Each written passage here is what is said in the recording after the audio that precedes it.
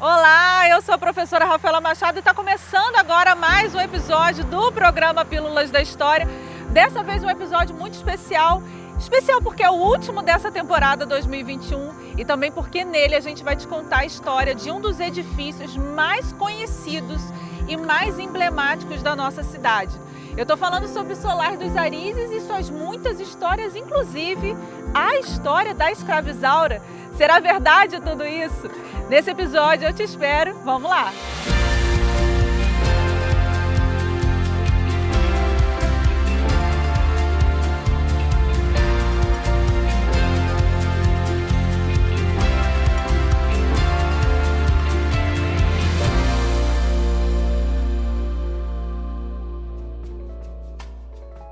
Localizado às margens da BR-356, rodovia que liga Campos a São João da Barra, o Solar dos Arizes foi o primeiro edifício tombado pelo IPHAN aqui em Campos dos Goytacazes, isso lá pelos idos de 1940.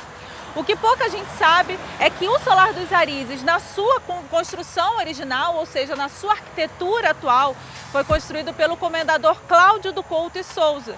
Mas antes disso, a propriedade havia pertencido à Companhia de Jesus, aos jesuítas que tão amplamente atuaram na nossa cidade.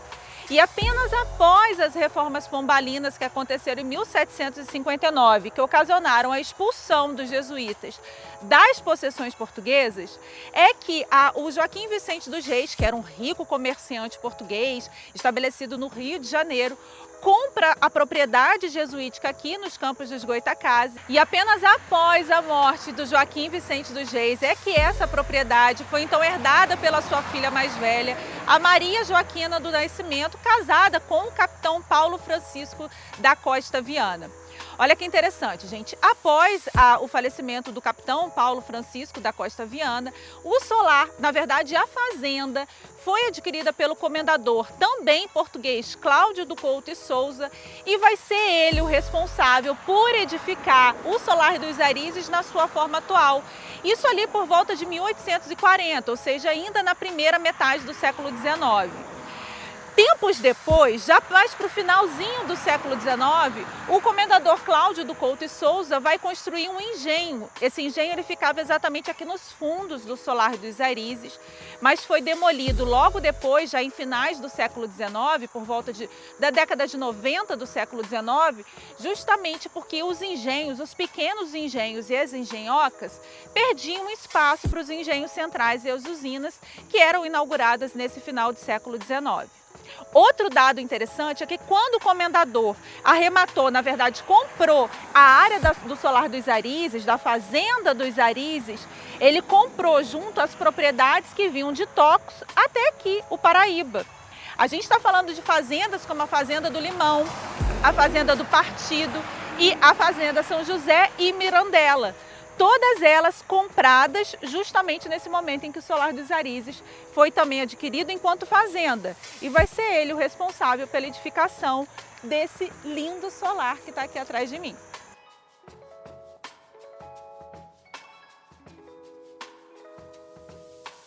A arquitetura do Solar dos Arizes é considerada uma arquitetura clássica do período colonial. Essa grande construção está dividida, na verdade, numa planta em formato de U, em que a parte de baixo, a parte térrea, é, na verdade, um grande porão alto, inclusive com a presença de uma belíssima capela, o que pouca gente sabe, a gente vai trazer fotos para vocês, e a parte de residência, que era a parte de cima.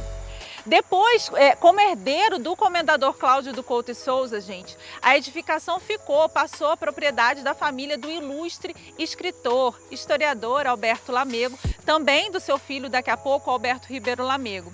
Mas antes de falar sobre esse período da fazenda, do Solar dos Arizes, eu quero contar para vocês o seguinte. Esse solar era tão importante, não só pela sua arquitetura, mas por outros aspectos que a gente também vai falar, que chegou a receber inúmeras visitas ilustres. Entre elas, no ano de 1883, recebeu a visita do imperador Dom Pedro II, quando em visita pela nossa cidade para inaugurar a usina de Barcelos.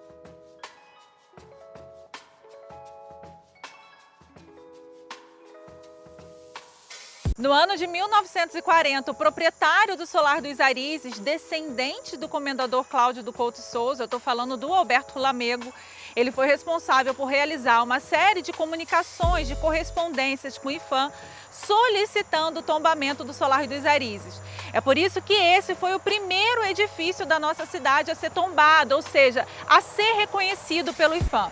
Esse reconhecimento, obviamente, levava em consideração o valor histórico, arquitetônico, patrimonial e cultural do Solar dos Arizes, mas também, gente, a rica pinacoteca que existia aqui no interior do solar e também o mobiliário, o rico mobiliário da família Lamego.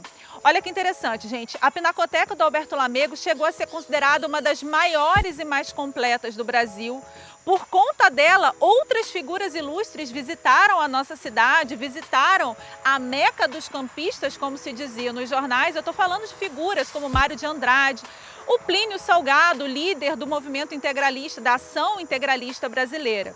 Então, gente, em 1940, como eu disse para vocês, levando em consideração todo esse valor do solar, mas também do seu interior, é que o Solar dos Arizes foi tombado. E você aí de casa deve estar se perguntando, mas cadê essa pinacoteca? Cadê a rica documentação do Alberto Lamego? Antes de falecer, o próprio Alberto Lamego, gente, vendeu a sua pinacoteca para o Museu Antônio Parreiras, em Niterói, onde está até os dias de hoje, e também a sua documentação, que reunia documentos de altíssimo valor histórico, recolhidos no Brasil, mas também na Europa, ele vendeu para o Instituto de Estudos Brasileiros da Universidade de São Paulo. Hoje, o que ficou desse tombamento é, na verdade, o Solar dos Arizes, mas eu digo para vocês, de imenso valor para nós campistas.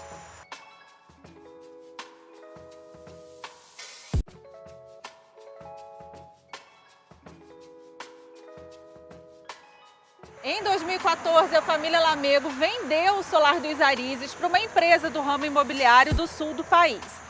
Fato é que essa venda à época gerou muita controvérsia com a população e principalmente com os segmentos, com as áreas ligadas à cultura, história e educação, porque afinal de contas todo mundo esperava, ambicionava que aqui fosse criado um centro de cultura popular ou um museu do açúcar.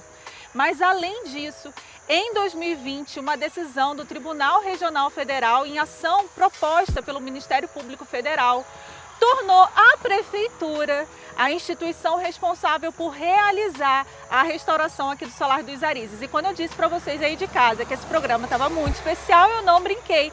Afinal de contas, o último episódio do Pílulas vem carregado de muita história e para comentar, para conversar com a gente sobre essa decisão judicial, a gente vai bater um papo com o prefeito de Campos, Vladimir Garotinho. Vladimir, obrigada por conversar com a gente hoje. Rafaela, obrigado pelo convite. Vai ser um prazer estar aqui conversando com vocês, explicando um pouquinho sobre a decisão judicial e o que a Prefeitura de Campos está planejando aqui para o Solar dos Arizes. Vladimir, eu queria que você começasse falando para quem está em casa justamente como você, assumindo a Prefeitura, recebeu essa decisão judicial.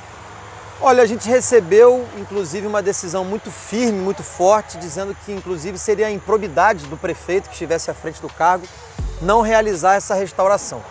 A gente imediatamente colocou no orçamento do município para os próximos anos um recurso importante para que possa, pelo menos, iniciar essa obra e contratamos, na verdade, fizemos um convênio com a Sociedade Artística Brasileira para desenvolver o projeto. A gente está aguardando apenas o projeto chegar para a Prefeitura para que a gente tão logo possa não só começar a obra, como também correr atrás de parceiros que possam ajudar a realizar esse empreendimento tão importante e simbólico, para a cultura da nossa cidade.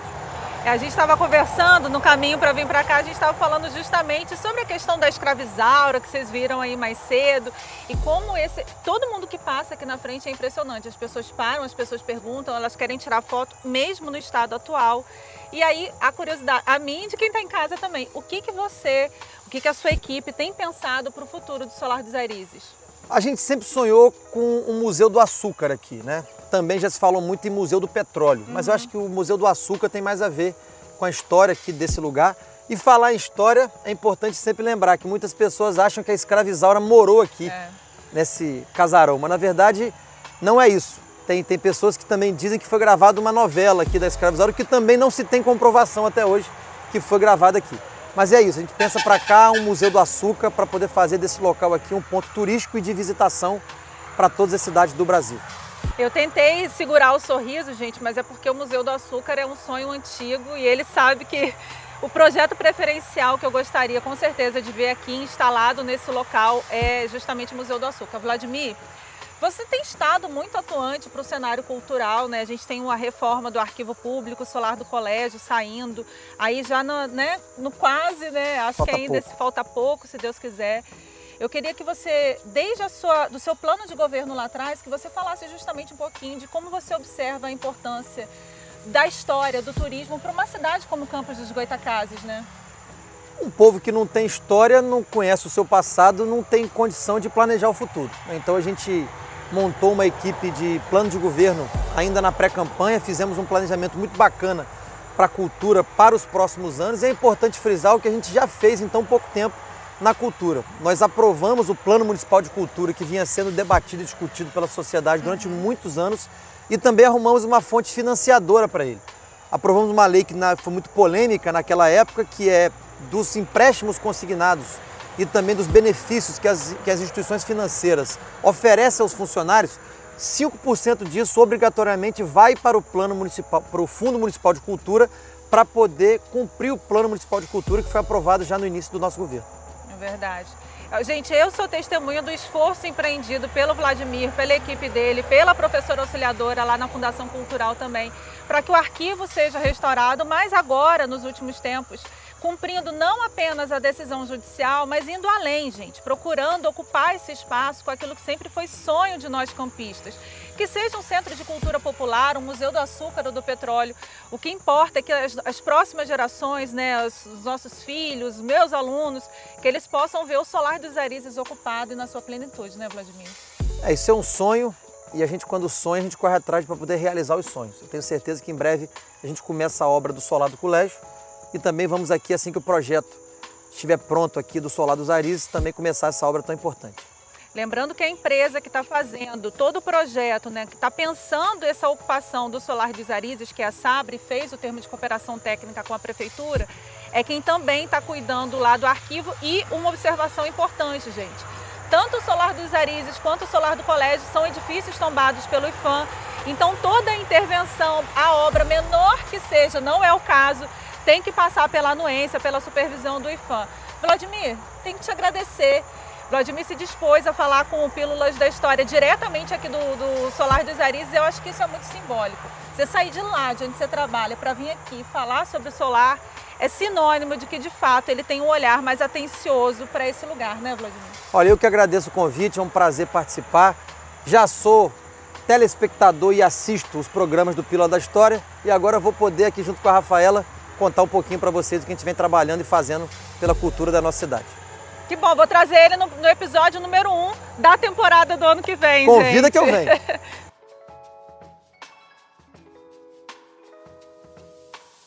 Eu tenho certeza que você, campista, já ouviu falar que esse aqui é o casarão da Escravizaura, não é?